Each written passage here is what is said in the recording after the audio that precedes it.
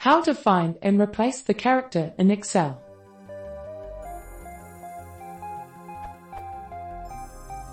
I am trying to find and replace the star or Shift+8 character in a bunch of formulas in Excel 2007. Of course matches the entire contents of the cell, which is not what I want. How do I disable this behavior?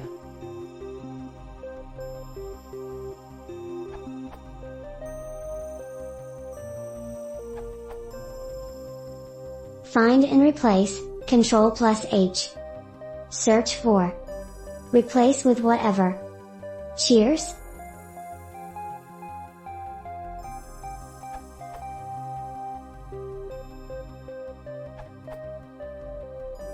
If you are doing this in code, you can look for char42, which is the numeric code for the symbol.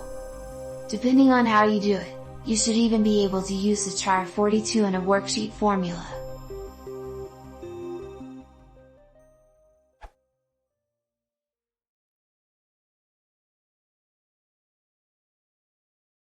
Или ладно, спортами, и асфальт себе сушилом.